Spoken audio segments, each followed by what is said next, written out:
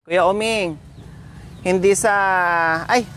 Kuya Oming, may napapansin ako. Tanggalin nyo po yan sa ano nyo. Yan. Tanggalin nyo po. Namamaga na yung ano nyo, namamaga na yung tawag nito, yung dito nyo sa kamay nyo.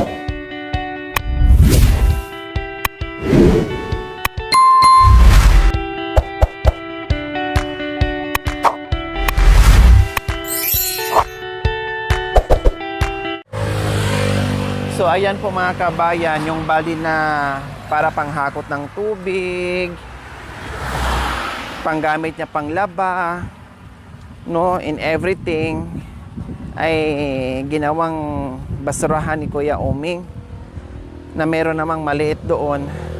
Kaya ngayon ay pinalinis ko sa kanya kasi sayang, unless lang kung butas yan, pwedeng gamitin. Kaya lang hindi naman butas, isayang naman bago matibay na balde na yan eh. Matibay yan.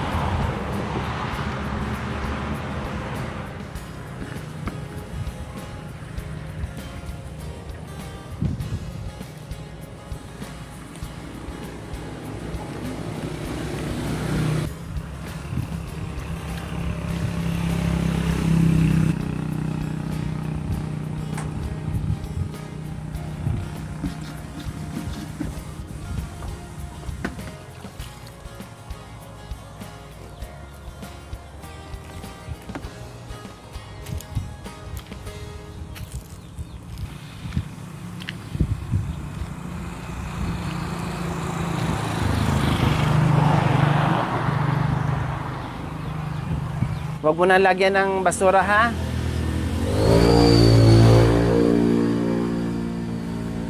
Ilagay mo na yan dyan, paanuhin mo. Yan, malinis na yan. Teka, magpaano ako ng basura kasi nakakalat yung mga ano mo doon. Mga plastic bottle.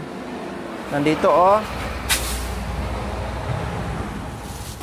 Yan, kasi may na ano siguro siya mga kabayan. Minsan may mga kalakal siya, binibenta din niya. Ito mga napulot-pulot niya. Ay nakakala dyan. Ayun pa sa ano pa oh. Ayun oh. Sa sunod, bigyan kita ng sako. Ayun pa. Bigyan kita ng mga malalaking sako. Yan lang muna, temporary. Para hindi kakalat dyan. Maganda bahay mo. Tapos maraming kabayan. Okay naman yung ginawa niya mga kabay. Kasi namumulot siya ng mga bote-bote. Sayang din yun, kalakal yun nga lang, wala siyang lagayan, nilagay niya dito. Kahit anong ganda ng bahay, no? Eh kung yung palibot ay marumi, mawawala yung ganda at design ng bahay po mga kabay kapag marumi yung palibot o kahit sa loob ng bahay, no? Mawawala yung bisa ng ganda ng bahay mo kapag hindi ka marunong maglinis, hindi ka marunong magsinop in everything. Pero kahit ganito ang bahay mo, napakasimpleng bahay mo, no, minsan kahit tagpi-tagpi lang dyan, basta malinis, eh parang paraiso na mga kabayan. Masarap magpahinga at masarap matulog pag ang bahay ay malinis. So, ito, patanggal ko, yung hindi na magamit, itapon, yung pwedeng ibenta, ilagay sa plastic. Dalhan ko na lang siya ng malalaking sako dito mga kabayan. Kasi talagang mahilig magpulot-pulot si Kuya. Hindi natin mapakinabangan at maibenta, ilagay na po natin dyan sa basura. Yung mga buti-buti nyo po na pwedeng ibenta, yung mga kalakal, ilagay nyo po dito sa plastic. O, ito, lagay nyo po sa plastic yan. Ito, lagay nyo po sa plastic, yung mga buti-buti. Ayun. Yan. O, lagay nyo po dyan. Tapos yung hindi mapakinabangan, itapon mo na. Huwag mo nang isinop dyan kasi basura lang ha. Yan. Oh, sige. Yan yung mga buti-buti. Para walang kalat. Yung kahon, pinaparingas mo yan, itabi mo lang.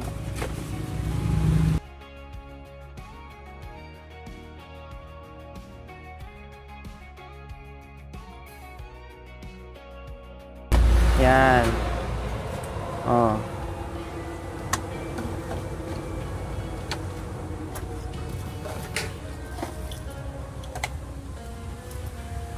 Yan.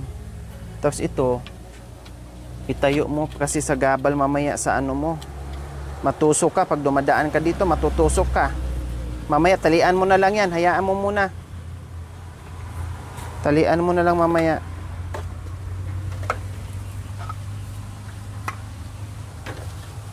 Huwag ka mag-ipon ng mga baso-basura na dyan, ha? Ang ganda-ganda ng bahay mo, eh.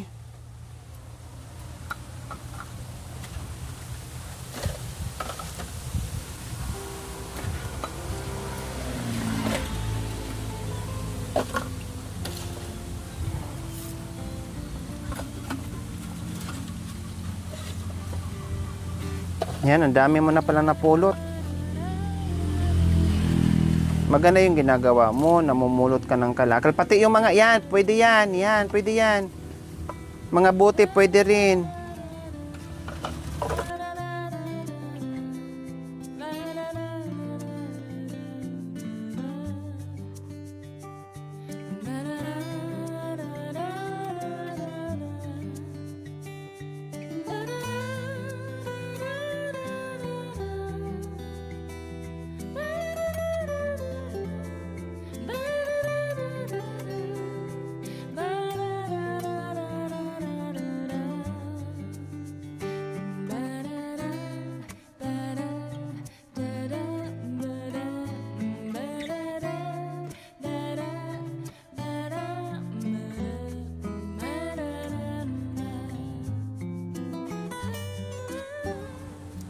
Pwede mong ibenta dahil sa junk shop kapag marami na. Pero saka na lang kapag nakaipon ka na. Kasi magkano lang naman ang per kilo niyan.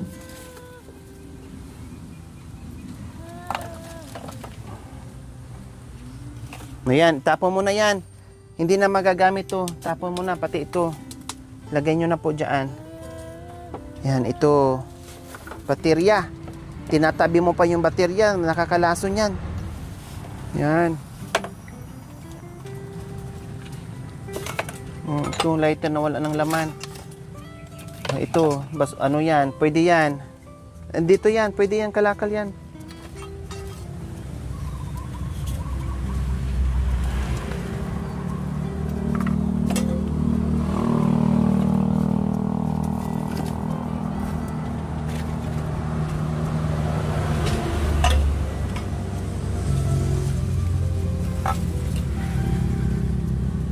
Yan.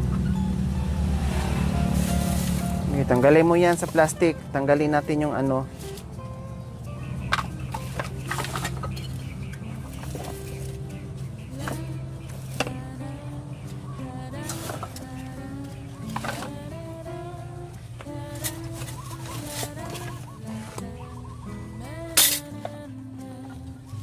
Ay, mga kutsara pala to. Saan galing yan? Ha? Hindi, Mami D. Saan to galing, kuya? Pulot-pulot nyo?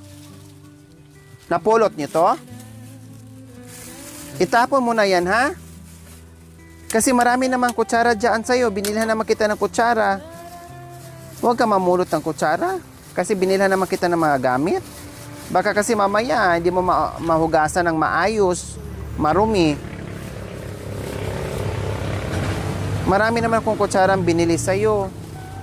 Huwag ka na mamulot ng kutsara.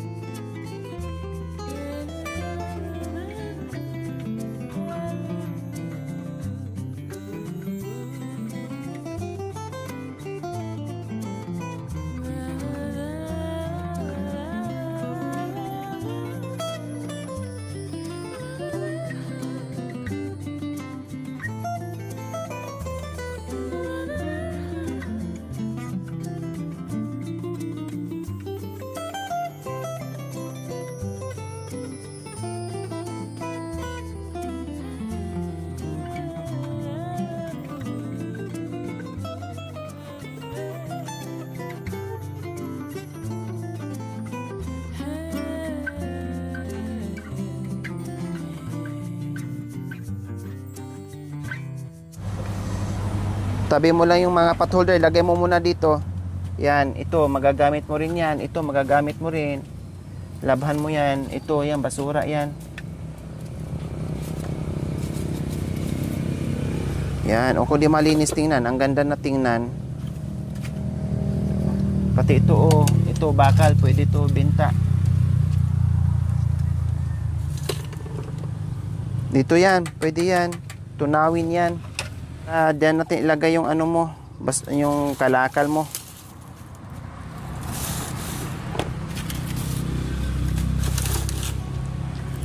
Yan, malinis na. Kunin mo yung bakal, oh. Yung lagari.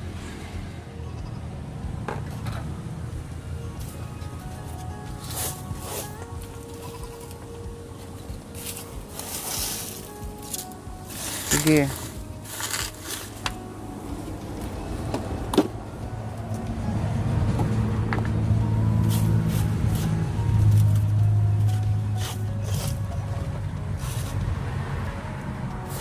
Ito sayang, minsan binibilhan kita, minsan naghahanap ako kung saan na, nandyan lang pala. Maglabas ka ng isa or dalawa. Pag marumi na, mayroon kang kapalitan, labahan mo para hindi sabay-sabay maano. Oras ng gamitin mo, may gagamitin ka.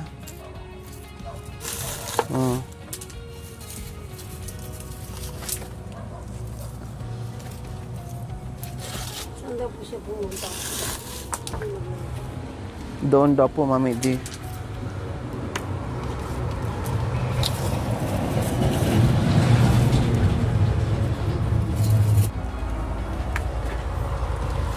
Yan, tapos lagay mo dyan. Tara mo, ibuhol mo yung ano para hindi pasukin ng tubig at lamok para hindi ka magkakadinggi. Yan. Tapos pag meron ka na naman kalakal, ilagay mo dyan ha? Tapos sarado mo ulit. Kasi pag umulan yan, malagyan ng tubig, huwag mong higpitan. Para pag gamitin mo o pag meron kang ilagay, madali mong tanggalin. Oh, di ba maayos? Hindi doon kalat ito. Ito pa oh. Oh, lagay mo na. Ilagay mo na agad. Huwag mo nang pabukasin para wala nang kalat.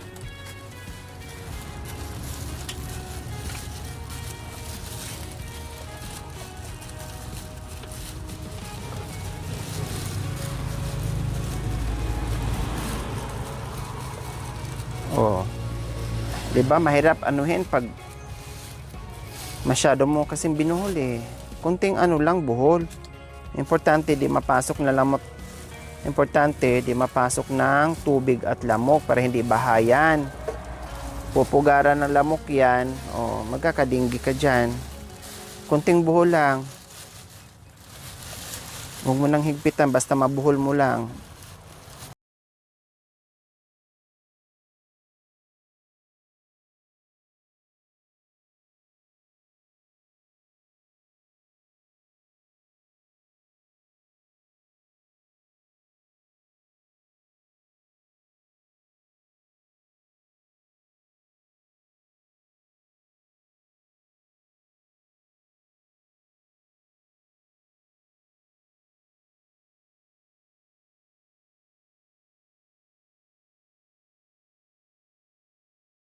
Ito talian mo Kuya Oming. Delikado, matusok ka. Kuha ka muna ng panali. Ikaw lang din ang masugatan dyan. Ganyong gagawin ha, Kuya Oming ha. Pag meron ka na pulot, lagay sa plastic. Huwag lagay doon, huwag lagay dito. Yung mga niwalis mo, huwag mo nang ilagay sa ilalim ng bahay mo. Tsaka huwag mo nang ilapit ito sa nilulutuan mo. Baka mamaya masunog tayo ha. O tapos yung balde, huwag mo ring gawing basurahan. Akala ko kanina ay sira na. Yun pala, hindi. Sayang. Oh.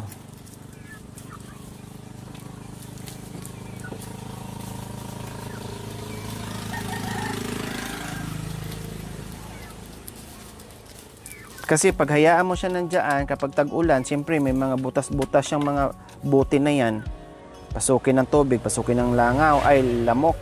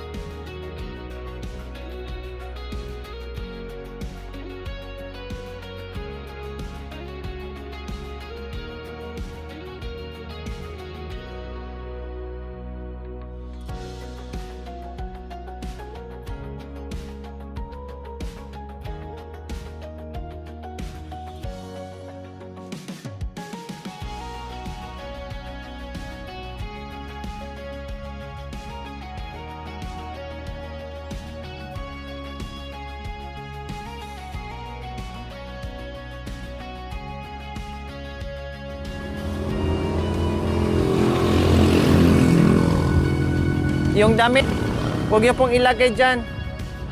Yan. Kung tuyo niya, iligpit nyo na.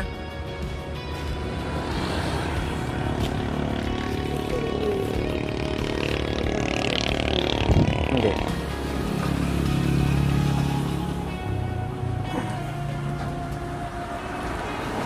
Itabi. Ah.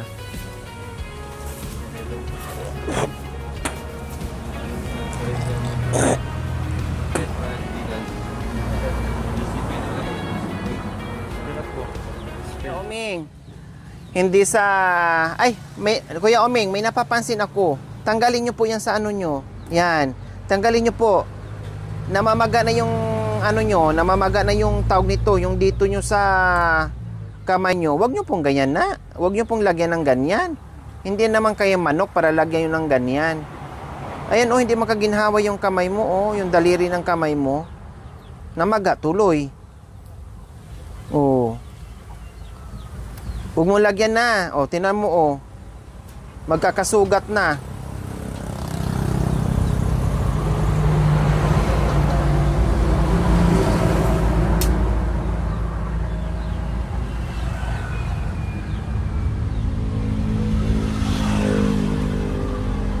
Magkakasugat, di ka na makakilos.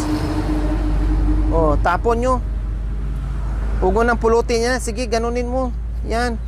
Huwag mo nang pulutin yan. Hindi ko kayo inuutosan or nagdidiman ako sa'yo. Gusto ko lang manatiling malinis yung bahay mo. Alam ko naman na malinis ka, marunong ka. Yun nga lang, kanina, na ano lang ako, na nangamba lang ako. Baka mamaya kasi, sa dami ng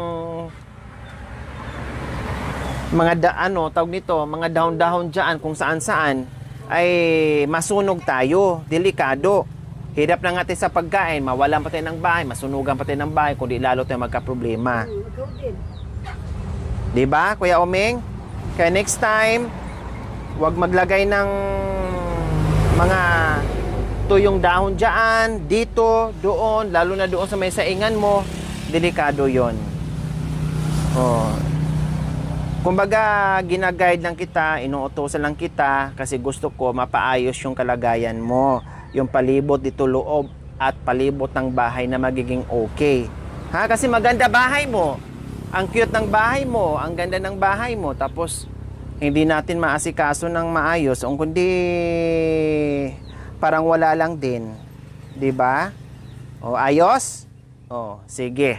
Okay, habang pinapaluto natin yung yung kanin natin ay tapusin natin yung gawain natin tapos kakain na tayo, ha? Magluto tayo ng ulam, ha? Okay? Thank you for watching. Don't forget to like, share, and subscribe.